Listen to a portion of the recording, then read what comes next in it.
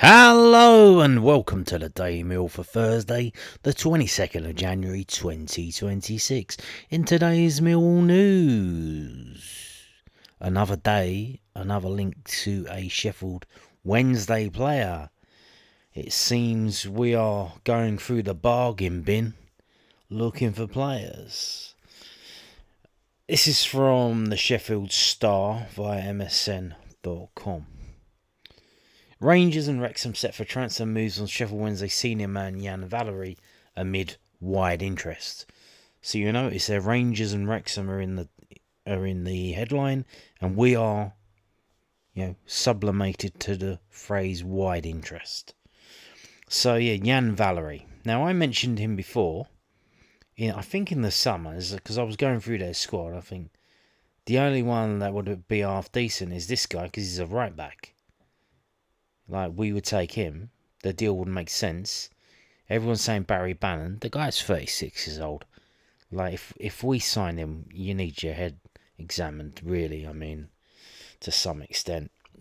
So let's have a read of this. What's going on here? The Tunisia international Yann Valery is the latest player known to be the subject of transfer interest as Sheffield Wednesday seek to raise funds from player sales this month. The Star understands. And obviously, I haven't been keeping up with it, but I'm pretty sure they're still being run by the administrators. They are talking to people who are interested in buying the club, and the guy, what's his name? I don't know. Mike someone. You know, the guy who owns Sports Direct. I don't know what his second name. Mike something. I've forgotten his name. But apparently he's interested in buying them. But so I think they must still be being run by the administrators.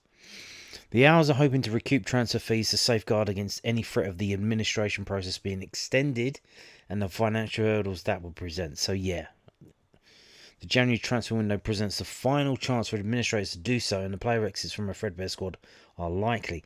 And this is the thing you only have two opportunities to sell players. In the summer window and in the winter window. So if you need money, that's where it's going to come from.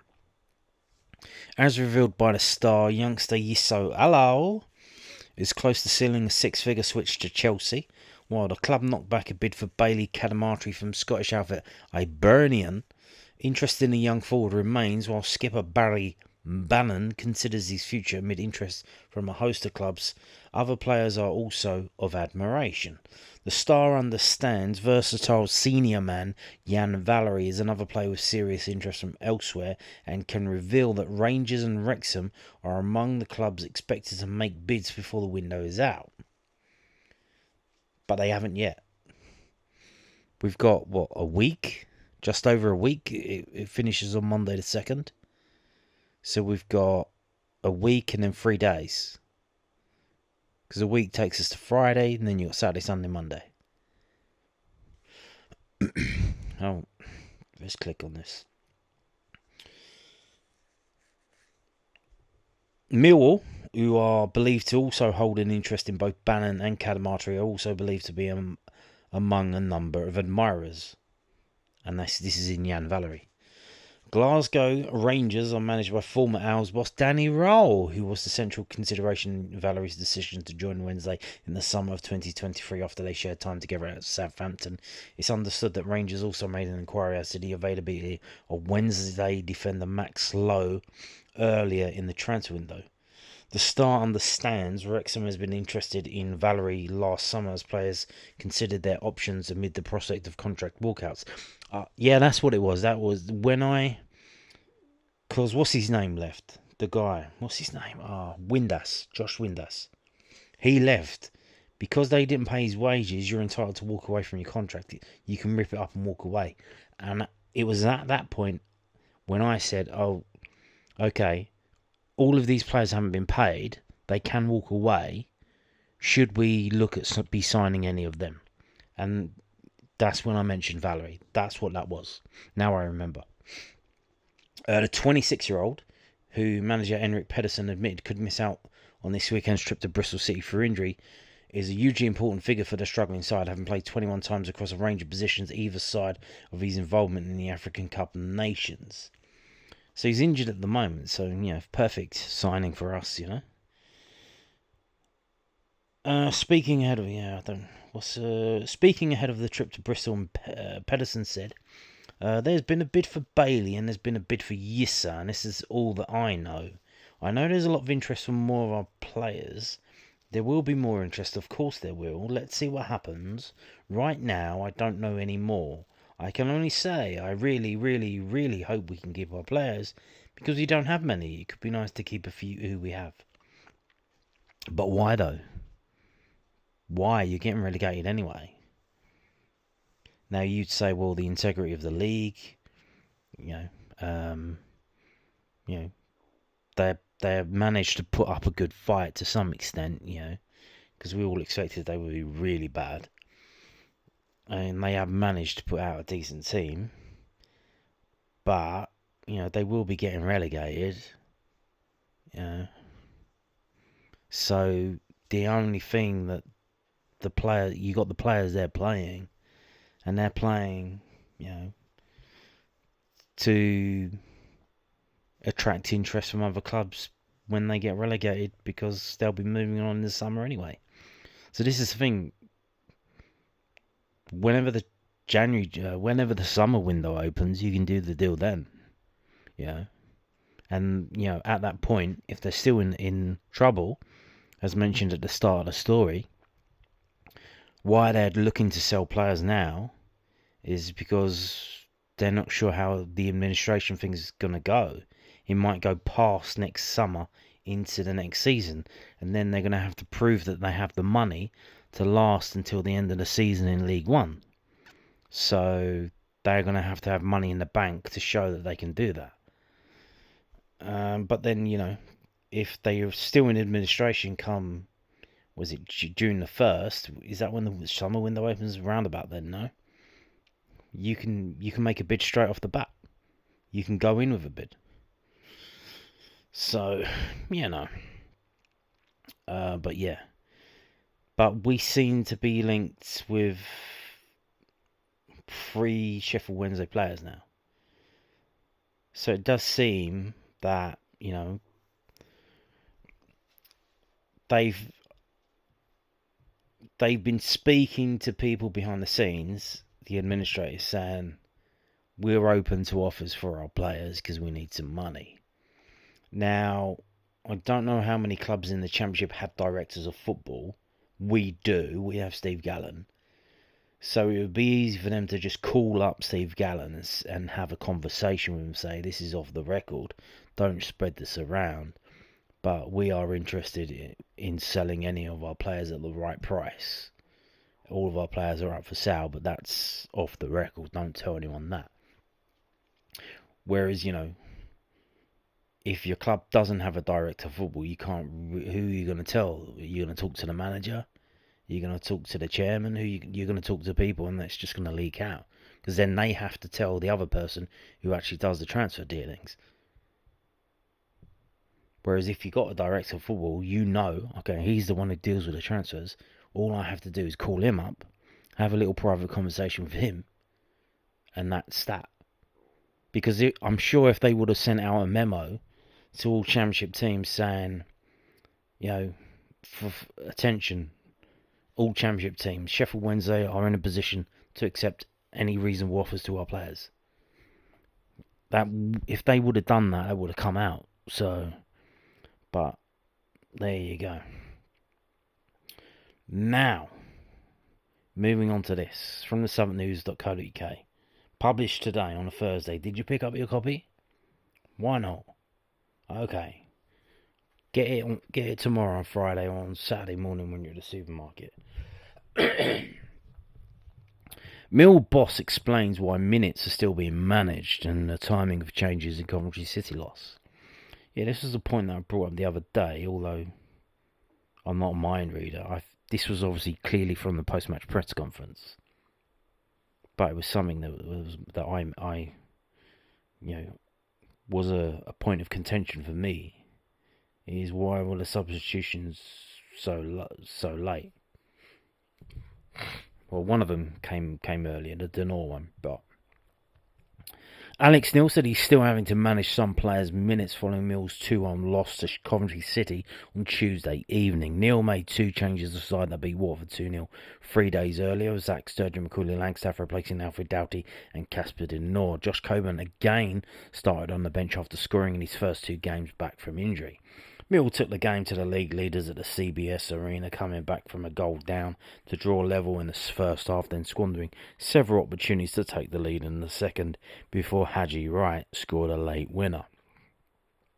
Alex Neil explained his selection decisions after the game.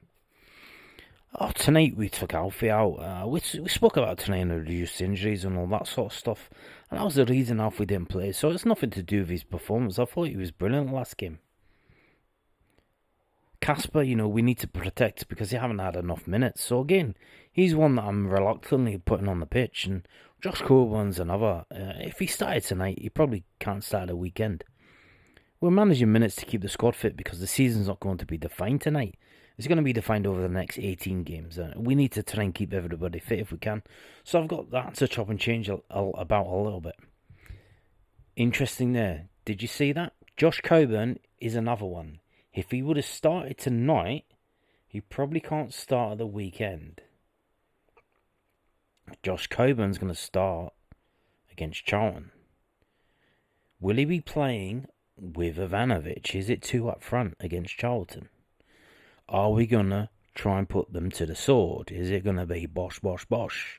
3-0, 4-0, 5-0, 6-0, streaming 7-0, 8-0. Oh my God. Maybe, but 2 up front, Coburn and Ivanovic worked at the end of last season, didn't it? It did work at the end of last season.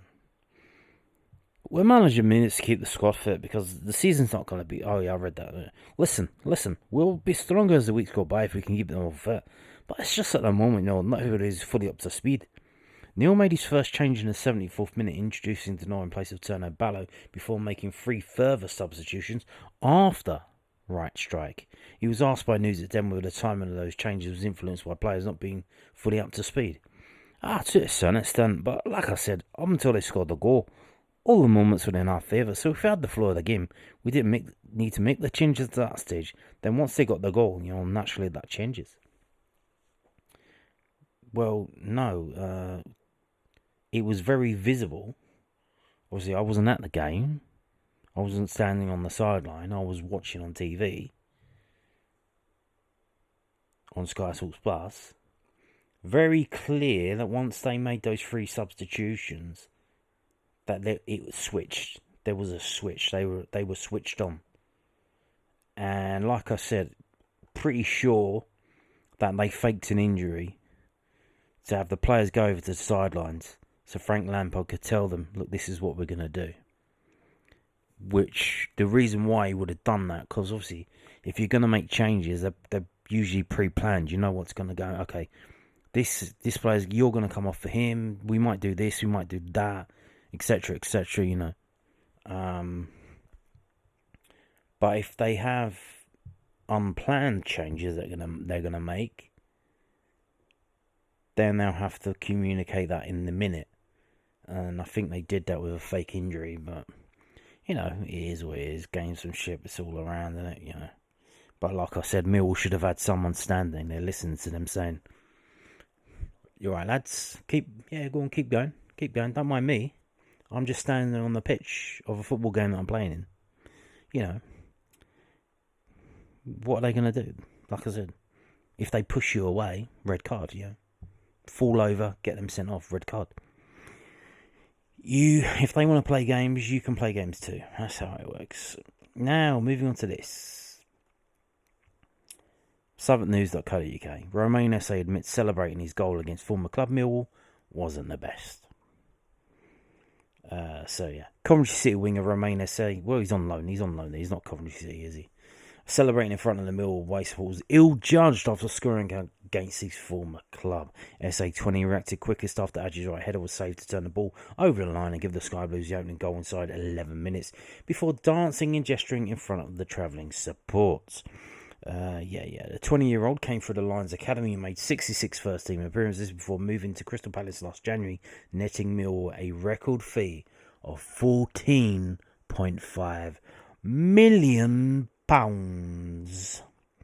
Esse enjoyed a tricky year at Selhurst, making just 11 league appearances, only one as a starter, before joining Sky Blues on loan earlier this month. He attributed his celebrations to the difficult spell he endured after leaving SE16. It's strange. First of all, I'd like to say I respect Millwall a lot for what they've done to me. They helped me grow from a boy to a man. And I thank all the staff, players and coaches I worked with and saw today. Celebrating against them probably isn't the best, but it's been a difficult period for me. I'm not playing a lot, and I've been given a chance by the gaffer here. And I just expressed myself and reached my first goal, which felt very good. And I just want to kick on, keep working hard, and deliver the 3 points for the team. So, if you didn't see it, what he did, he scored in front of the Mill fans. That was the goal that they were behind the goal that he scored in. And he kind of went up over to in front of the fans. And how do I describe this? So he kind of got his fingers pointing, and then he kind of did the thing where you point with one hand and the other hand's back towards your chest, and then he alternated. And then, he did that 3 or 4 times, pointing at the fans. And then, he just went away. But here's the thing, the reason why he's at Coventry is celebrating a goal. So after he moved from Millwall to Crystal Palace, the first game he was on the bench, came off the bench and scored a goal in his first appearance. And he ran off to the corner to celebrate. The only problem is they were 2-0 down and they scored in the 89th minute. And their manager got the hump about that, and he's been on the naughty step ever since. Because he didn't grab the ball and run to the centre circle, he ran off to the corner. So he's clearly got a problem celebrating goals. I would imagine, if you're an attacking player, you should probably expect that you might score a goal. So maybe you could pre-plan your celebration. Maybe he could have in the back of his mind, maybe he could create his own signature celebration, much like Cole Palmer's got the old chili shoulders, or whatever you call it. The players have their own celebrations that they do all the time. Maybe he should come up with one, and it might get him some press or some headlines or something, But moving on from that, who cares about that? What's going on there?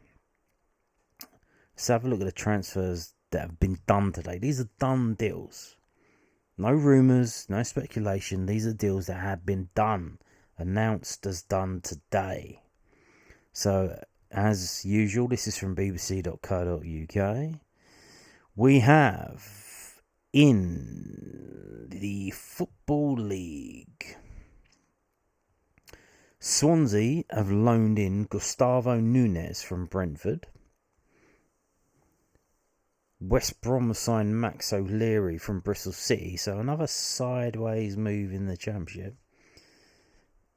He's a goalkeeper, I believe, and there was some speculation that West Brom were maybe after that Patterson from Sunderland. So maybe if he's not going to go there, they've already got a goalkeeper. They've just got this goalkeeper, so maybe that opens up Patterson to come to Millwall. Who knows? And Casey Palmer's left Hull City and gone to Luton on loan. And, there you go. That's it. This is a new one that wasn't announced yesterday, but it's dated as yesterday. Alex Herrera has gone from QPR to Al Zahra SC. No idea what that is. Clearly, in the Middle East or North Africa somewhere, but I don't know about that. And Aidan Roberts, that wasn't there yesterday, was it? Bristol City. He's left Bristol City and gone to Reading. So, interesting. Bristol City doing a few ins and outs. Are they going to sign someone, move the goalkeeper onto West Brom and moved... He's a striker, isn't he? Onto Reading, so... There you go. And, short and sweet. That's it for today. We ain't signed anyone. We got the last week of the transfer window coming up. It closes on the 2nd. The 2nd, which is the Monday. Because obviously the last day of January is the 31st, which is a Saturday, match day. So they decided, well, let's have it on the Monday, and I think it's 7 p.m. on the Monday. So this is literally the last week. So how many players will we be signing from Sheffield Wednesday? Maybe we'll sign the whole team. I don't know, and then loan them out to somewhere else. I don't know. Very weird, very weird. But you know, it is what it is. And on that note, thank you for watching, and goodbye.